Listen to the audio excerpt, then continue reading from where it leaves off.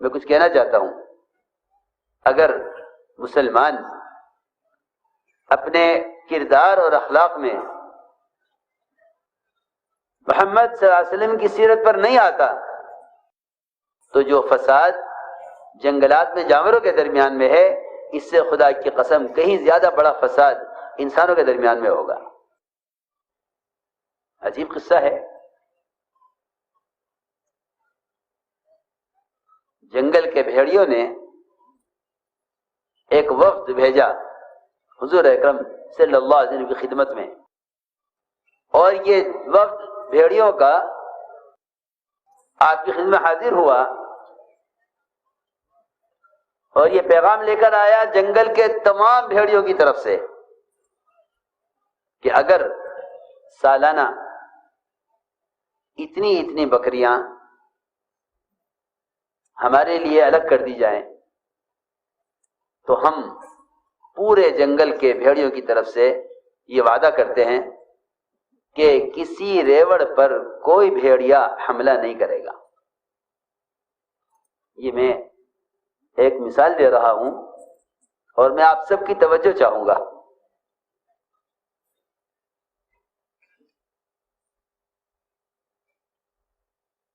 کہ ہم اس کی ضمانت لیتے ہیں، ہم اس کی ضمانت لیتے ہیں کہ پھر آپ کے مسلمان اور آپ کے صحابہ بے فکر جنگل میں جہاں چاہیں بکریاں چھوڑ دیں، ہم برابر سے گزر جائیں گے لیکن ہم اس پر حملہ نہیں کریں گے۔ اگر اس تعلق سے جنگل میں بکری اور بھیڑیے ساتھ رہ سکتے ہیں، اگر مسلمان صحیح طریقے پر حقوق کی ادائیگی پر آ جائے تو ان کے درمیان کے جھگڑے، ان کے درمیان کے فتنے، ملک کے درمیان، صوبے کے درمیان، ضلع کے درمیان، خاندان کے درمیان، ان کے جھگڑے کیوں نہیں ختم ہو سکتے؟ وہ جانور جس کی فطرت پھاڑ کھانا ہے، جس کی غذا یہی ہے جنگل میں، اگر وہ اس کے لیے تیار ہیں تو کیا وہ انسان جس کا نام ہی انس سے نکالا گیا ہے، آپس میں محبتیں، آپس میں ایک دوسرے کا کام آنا، آپس میں ایک دوسرے سے مانوس ہو کر رہنا، جو انسان کا نام ہی انس سے ہے، تو کیا ان کے درمیان یہ تعلقات پیدا نہیں ہو سکتے؟ چنانچہ روایت میں ہے کہ حضور اکرم صلی اللہ علیہ وسلم نے ان صحابہ کو جمع کیا جن کے بڑے بڑے ریوڑ بکریوں کے ہوا کرتے تھے، ان سے بلا کے فرمایا کہ دیکھو یہ بھیڑیوں کا وقت بیٹھا ہوا ہے اور یہ کہہ رہا ہے کہ اگر ہمیں اتنی بکریاں دے دی جائیں تو ہم ان کے تمام ریوڑ ہمارے درمیان محفوظ رہیں گے، ہم کسی پر حملہ نہیں کریں گے۔ حضور اکرم صلی اللہ علیہ وسلم نے صحابہ کے سامنے بات پیش کی، صحابہ نے عرض کیا کہ ہم میں سے کون اس بات کو چاہے گا کہ ہم اپنی بکریاں اٹھا کے ان کو دے دیں؟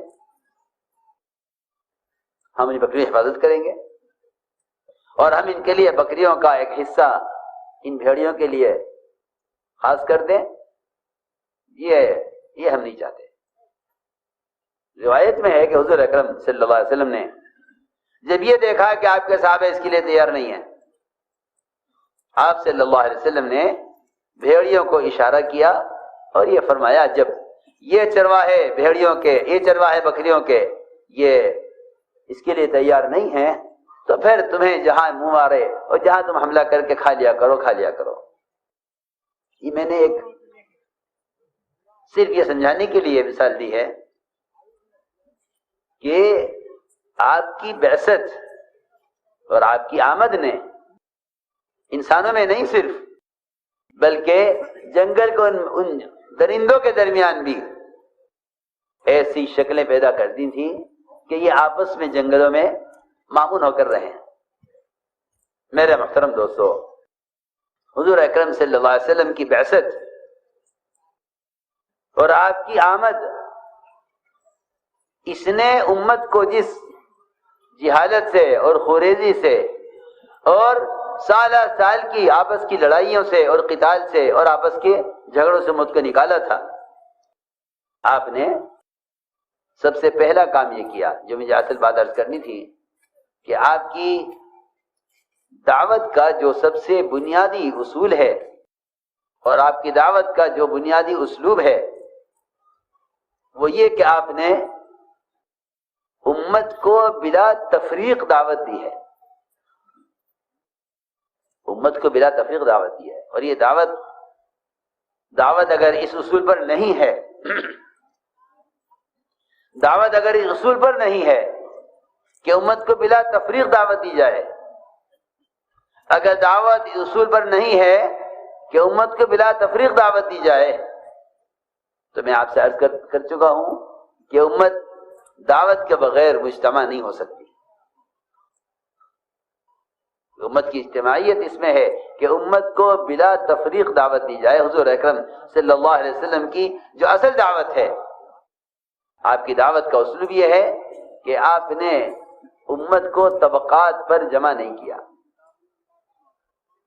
میں سب سے پہلے عرض کروں گا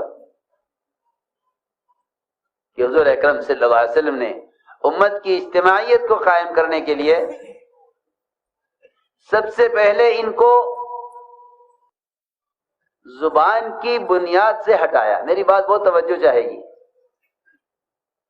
کیوں؟ اس لیے کہ دنیا میں سب سے زیادہ زبانیں ہیں، نہ رنگ اتنے ہیں، نہ قومیں اتنی ہیں، نہ قبیلے اتنے ہیں، سب سے زیادہ زبانیں، نہ ملک اتنے ہیں، اتنی زبانیں، ایک ایک ملک میں کئی زبانیں ہیں۔ آپ نے سب سے پہلے ان کو زبان کی نسبت سے ہٹایا، اس لیے آپ کے ساتھ صہیب رومی، سلمان فارسی، بلال حبشی، ان کے رنگ مختلف، ان کی زبانیں مختلف، ان کے علاقے مختلف، آپ نے امت بنائی، طبقہ نہیں بنایا، امت بنائی۔ امت بنانے کے لیے آپ کے ساتھ ابتدا سے مختلف زبان کے لوگ ہیں، اور یہ بات واضح کر دی کہ اگر کوئی شخص اپنے آپ کو اپنی زبان کی وجہ سے نبی کی نصرت اور مدد کا زیادہ حقدار سمجھتا ہے تو آپ صلی اللہ علیہ وسلم نے اس چیز کو پسند نہیں فرمایا۔ میں بہت اہم بات عرض کر رہا ہوں، ہم تو ان زبانوں میں الجھے، ان زبانوں میں لڑ رہے ہیں، یہ ساری زبانیں ختم ہونے والی ہیں، صرف ایک زبان باقی رہے گی، عربی زبان۔ جنت میں داخل ہونے والے ہر شخص کی زبان عربی ہوگی، لیکن دنیا میں یہ مختلف زبانیں بکھرے ہوئے ہیں۔ چنانچہ حضور اکرم صلی اللہ علیہ وسلم نے امت کے زبان میں بکھرنے اور تقسیم ہونے کو اتنا ناپسند اور اتنا برا سمجھا کہ ایک مرتبہ ایک حلقہ لگا ہوا تھا، جس حلقے میں صہیب و سلمان اور بلال رضی اللہ عنہ اجمعین یہ بیٹھے ہوئے تھے، معاذ بن جبل سید العلماء وہ بھی اس حلقے میں تھے،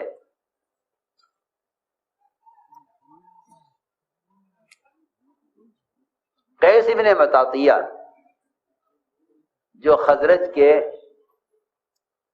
ایک صاحب تھے، وہ آئے اور کہنے لگے کہ تم لوگ فلاں ملک کے، تم لوگ فلاں زبان کے، تم لوگ فلاں زبان کے، تم سب مل کر محمد صلی اللہ علیہ وسلم کی اس دعوت کے کام پر وہ مدد نہیں کر سکتے جو مدد ہم کر سکتے ہیں، کیونکہ آپ عربی ہیں، آپ کی زبان عربی ہے، آپ کی احادیث عربی میں ہیں، آپ کے بیانات عربی میں ہیں، اور ہم عرب ہیں، خزرج،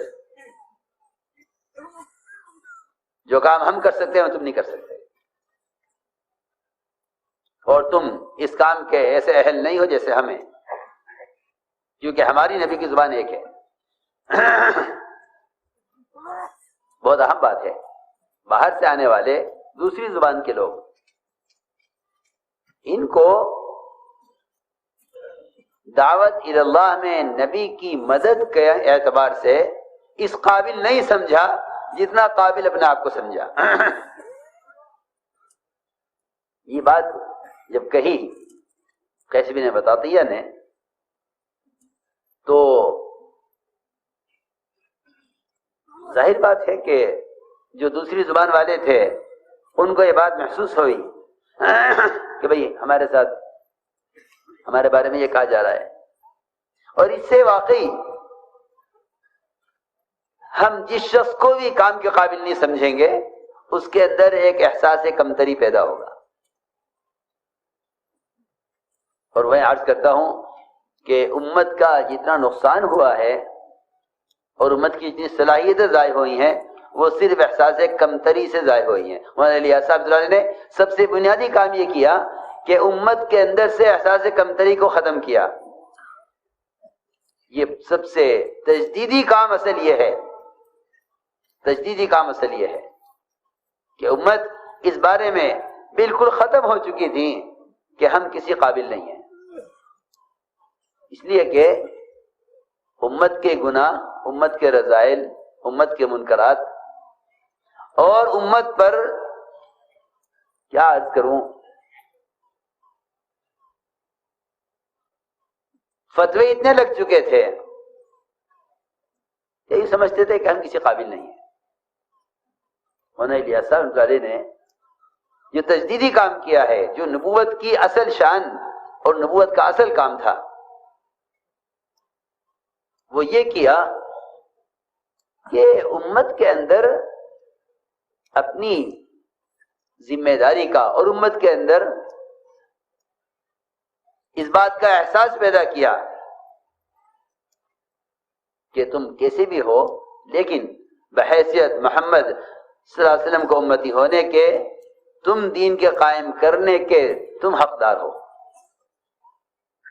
یہ نہیں کہ تم کسی قابل نہیں ہو۔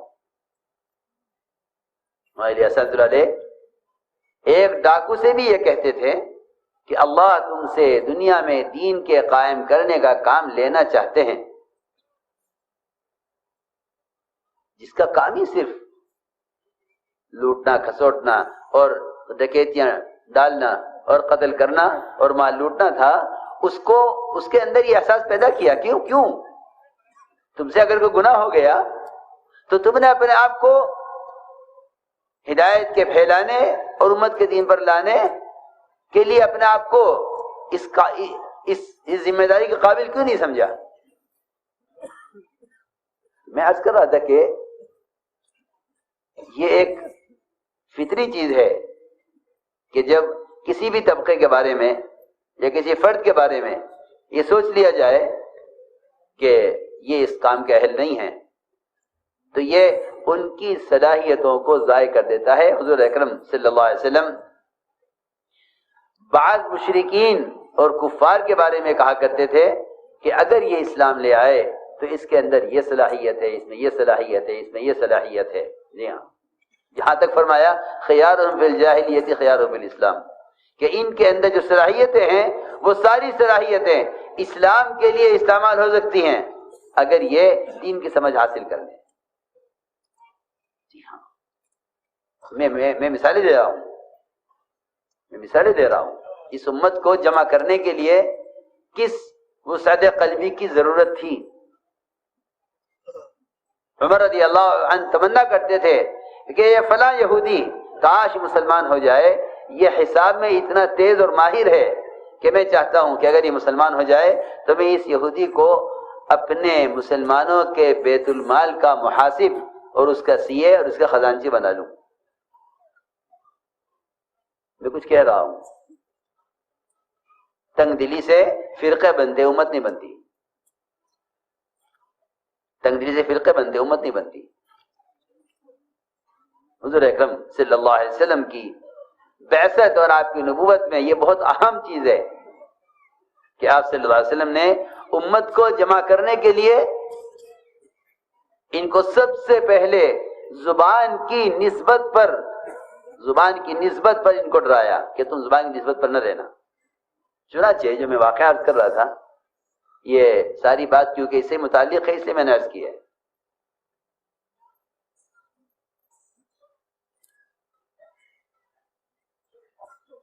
جب یہ بات کہی قیس بن مطاطیہ نے کہ یہ کیا کریں گے کام، ان کو عربی نہیں آتی، ہم عرب ہیں، ہم زیادہ حقدار ہیں نبی کے کام کے.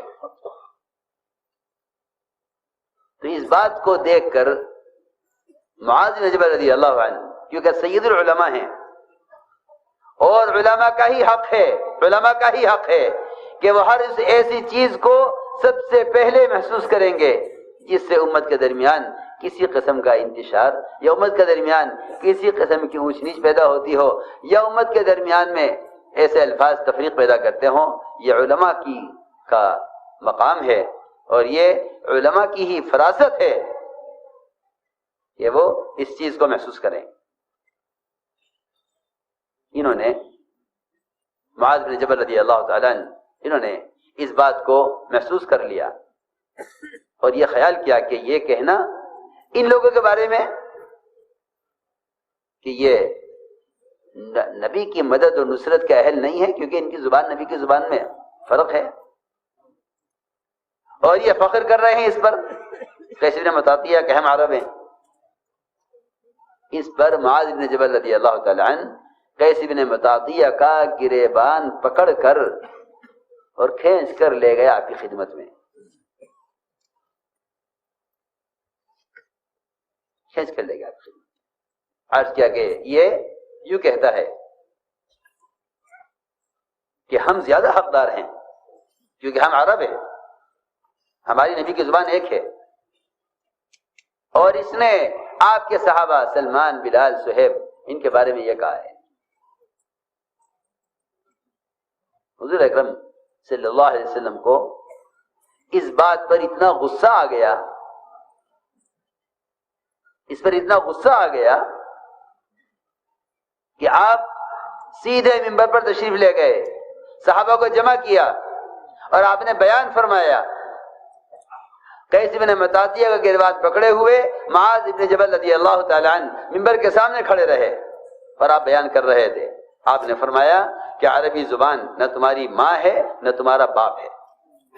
کوئی آپ فخر کرے ماں باپ پہ کرے، میں فلاں کی اولاد ہوں، میں فلاں کی اولاد ہوں. فرمایا نہ یہ تمہاری ماں ہے نہ یہ تمہارا باپ ہے، تم نے کیوں فخر کیا اس پر کہ ہم عرب ہیں اور ہم نبی کی مدد اور دعوت کی اس کام میں نبی کی نصرت کے زیادہ حقدار ہیں، تم نے کیوں فخر کیا؟ فرمایا کہ عربی زبان تو زبانوں میں سے ایک زبان ہے، انگریزی زبان ہے، فارسی زبان ہے، چینی زبان ہے، ملائی زبان ہے، یہ بھی ایک زبان ہے، یہ ہے روایت میں. فرمایا تو زبان سے ایک زبان ہے، تم نے عربی زبان پر کیوں فخر کیا؟ یہ اس لیے کیا، آپ نے اتنی سخت بات اس لیے فرمائی کہ صرف زبان کی بنیاد پر امت کا جمع ہونا یہ امت کی تفریق کا سبب ہے. یہ امت کی تفریق کا سبب ہے. صرف زبان کی بنیاد پر جمع ہونا، دیکھو تو صحیح، زبان جو ایک اللہ کی طرف سے تقسیم ہے، جی ہاں، اور اللہ تعالیٰ کی قدرت کی ایک نشانی ہے. یہ اختلاف السنتکم والوانکم ان فی ذلک لآیات للعالمین، یہ تو اللہ فرما رہے قرآن میں کہ تمہاری زبانوں کی مختلف زبانیں یہ ہماری قدرت کی نشانی ہے. چنانچہ روایت میں ہے کہ آپ نے فرمایا کہ اے معاذ، اسے قیس بن مطاطیہ کو جہنم کی طرف دھکا دے دو. اللہ اکبر. میری بات سب بہت توجہ سے سنیں، خود بڑی بات ہے. تم نے کیوں کہا یہ کہ ہم عربی زیادہ حقدار ہیں، اور تم نے زبان کی بنیاد پر یہ تفریق کیوں کی امت میں کہ تم یہ کام نہیں کر سکتے، ہم کر سکتے ہیں؟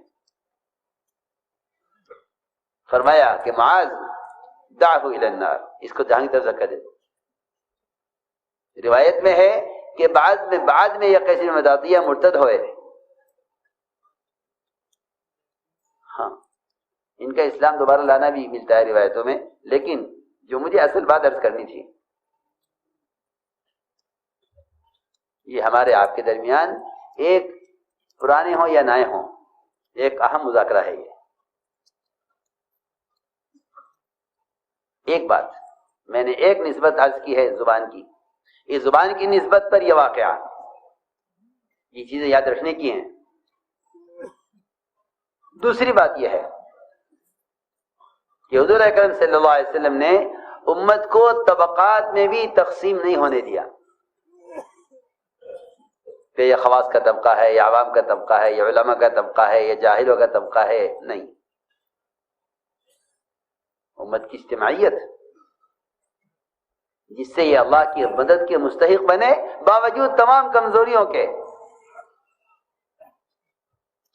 اگر کہیں کسی طبقے کو الگ جوڑنے کی ضرورت ہی پیش آ گئی،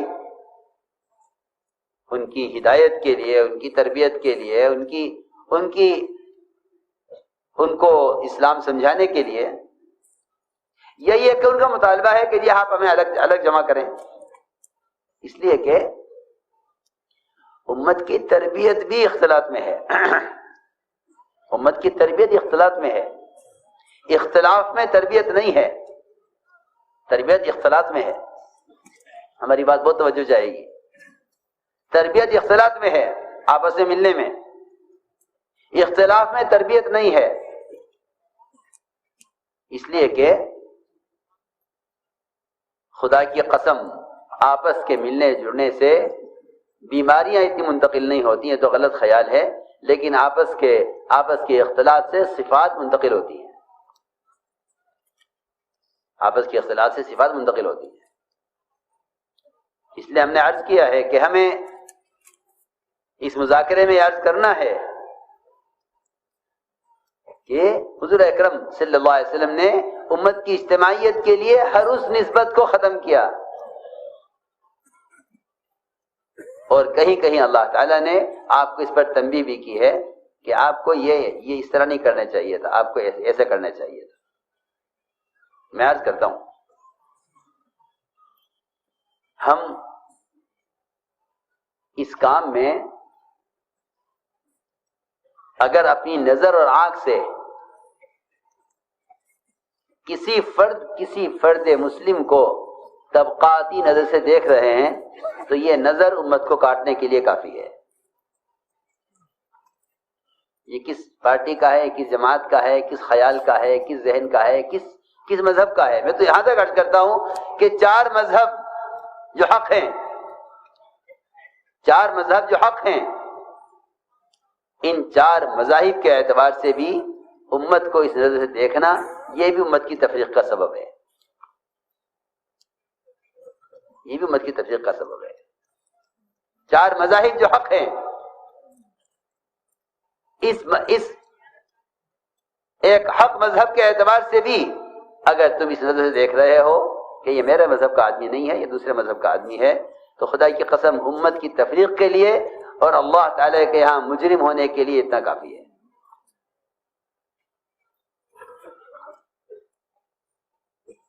چنانچہ ایک موقع ایسا آیا، ہمارے اجتماعات ہوتے ہیں، ساتھیوں خیال ہوتا ہے کہ ایک پنڈال خواص کا بنا دیا جائے جس میں خواص رہیں۔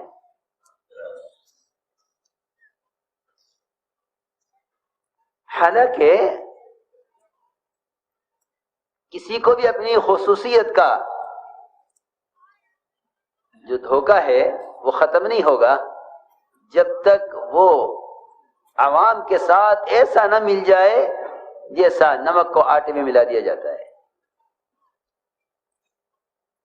اس کا حضور اکرم صلی اللہ علیہ وسلم نے بہت زیادہ خیال کیا ہر موقع پر آپ نئے آنے والوں کو پرانوں کے ساتھ رکھتے تھے، ریکنسٹرکشن آف امہ اس لیے کہ ڈیلی مرکز جب تک مسلمان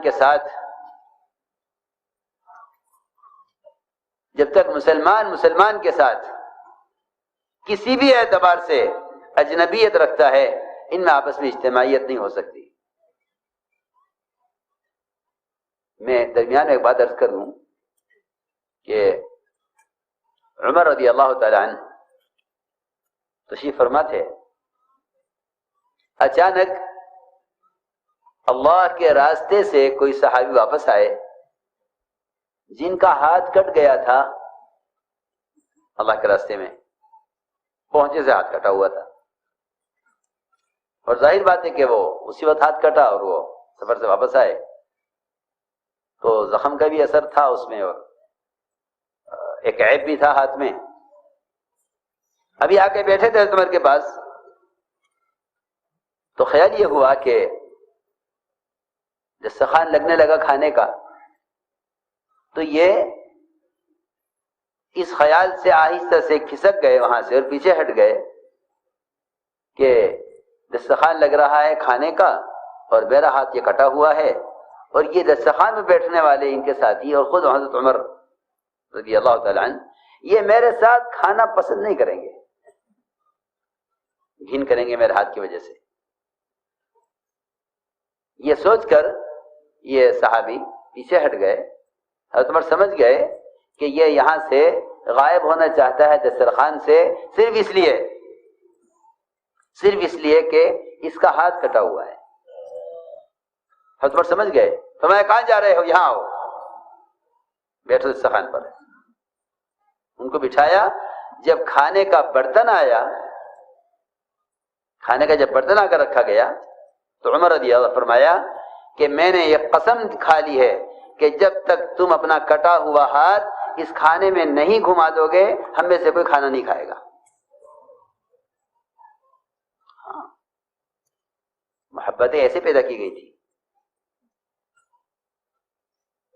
غیروں نے تو مسلمانوں کو اچھوت بنایا ہے کوشش کر کے۔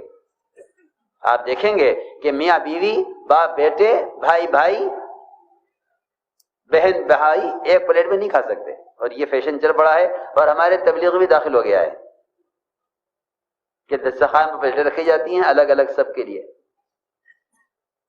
حضور اکرم صلی اللہ علیہ وسلم سے صحابہ نے شکایت کی کہ یا رسول اللہ ہم کھانا کھاتے ہیں پیٹ نہیں بھرتا، کھانا کافی نہیں ہوتا۔ آپ نے جواب میں یہ نہیں فرمایا کہ کھانا زیادہ بناؤ، یہ نہیں فرمایا کہ فلاں دعا پڑھ لیا کرو۔ ارے سنو تو صحیح، میں کیا کہہ رہا، برکت کے لیے دعا نہیں بتائی، برکت کے لیے دعا نہیں فرمائی اس موقع پر۔ یوں برکت کی دعائیں اپنی جگہ ہیں۔ صحابہ نے عرض کیا ہم کھانا کھاتے ہیں پیٹ نہیں بھرتا، کھانا کافی نہیں ہوتا۔ فرمایا لعلکم تفترقون، تم الگ الگ کھاتے ہوگے۔ ظاہر بات ہے کہ میں تو نہیں سمجھتا کہ الگ الگ کھانے کا اس سے بڑھ کر کوئی مفہوم ہوگا کہ ہر ایک کے سامنے اس کی اپنی پلیٹ ہو اور وہ اپنی پلیٹ میں کھانا لے کر کھائے، کیونکہ جس برتن میں جتنے ہاتھ پڑتے ہیں اس برتن میں اتنی زیادہ برکت۔ آپ تو دیکھیں حدیثوں میں، روایتوں میں دیکھیں کتنے قصے ہیں کہ جہاں سے لقمہ اٹھاتے تھے وہاں سے نیچے سے لقمہ ابلتا ہوا نظر آتا تھا۔ جی ہاں، طریقہ یہ تھا۔ یہ یہودیوں کے طریقے اور یہ اجنبی طریقوں نے امت کو پھاڑا ہے کہ الگ الگ کھاؤ، ایک دوسرے کے پلیٹ میں کھانے سے گھن کرتے ہیں۔ میں نے اس پر عرض کیا میں نے کہ اجتماعیت اور محبتوں کے پیدا کرنے کے جو بنیادی اصول تھے وہ ختم ہو گئے۔ ان کو یہاں ٹھہرا دو، ان کو الگ کر دو، ان کو وہاں کر دو، ان کو یہاں کر دو، یہ امت کو بانٹنے تقسیم کرنے کے طریقے ہیں، جمع کرنے کے طریقے یہ نہیں ہیں۔ چنانچہ رؤسائے مشرکین انہوں نے کہا کہ یہ آپ کے ساتھ فقراء صحابہ ہیں جن کی حیثیت ہمارے غلاموں کی بھی نہیں ہے، ہم ان کے ساتھ بیٹھنا پسند نہیں کرتے، ہم آپ کی بات سننا چاہتے ہیں۔ ظاہر بات ہے کہ کوئی مشرک یہ کہے آپ سے کہ ہم آپ کی بات سننا چاہتے ہیں، آپ تو حریص ہیں، ستانے والوں کی ہدایت چاہتے ہیں، انکار کرنے والوں کی ہدایت چاہتے ہیں، آپ کو جھوٹا کہنے والوں کی ہدایت چاہتے ہیں، پھر جو ہدایت کی طلب لے کر آ رہے ہیں آپ ان کی ہدایت کیوں نہ چاہیں گے؟ کہا جی ہماری حیثیت، ہمارا مزاج، ہمارا مقام ایسا ہے کہ ہم ان آپ کے غلاموں کے ساتھ بیٹھنا پسند نہیں کرتے. یہ صہیب، سلمان، بلال، آپ کے فقراء صحابہ، ان کپڑوں سے بو آتی ہے، بدبو آتی ہے، ان کے ساتھ بیٹھنا پسند نہیں کرتے. آپ نے فرمایا ٹھیک ہے، تو کیا چاہتے ہو کہ ہمارے لیے مذاکرے کا اور ہمارے لیے بیان کا اور ہمارے جوڑ کا الگ موقع، الگ وقت ہونا چاہیے، ہمارا جوڑ الگ ہونا چاہیے عوام الناس سے. فرمایا ٹھیک ہے. کب چاہتے ہو کہ فلاں وقت. ٹھیک ہے. ایسا نہیں، آپ لکھ کر دیجئے کہ جب ہم آ کے بیٹھیں گے آپ کے پاس تو آپ کے صحابہ میں سے کوئی نہیں آئے گا. یہ لکھ کر دیجئے. روایت میں ہے کہ لکھا گیا کاغذ پر کہ ہاں یہ وقت ان کے جوڑ کا ہے.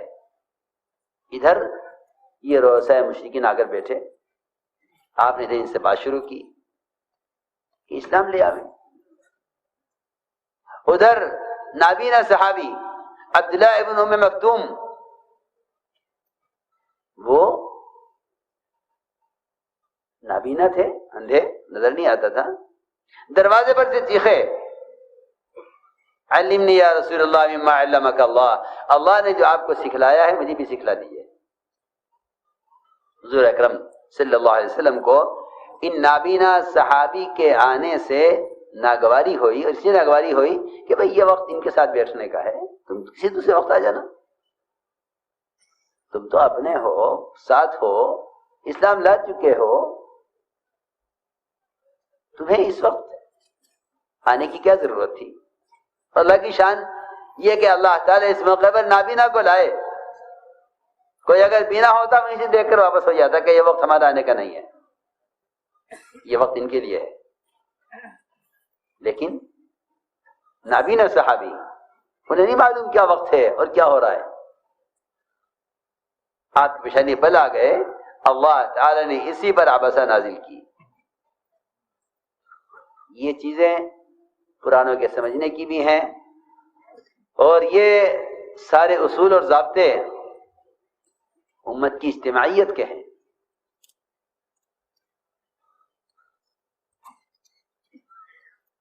ادھر آپ کی پیشانی میں بل آئے اور ادھر عبسہ نازل ہوئی.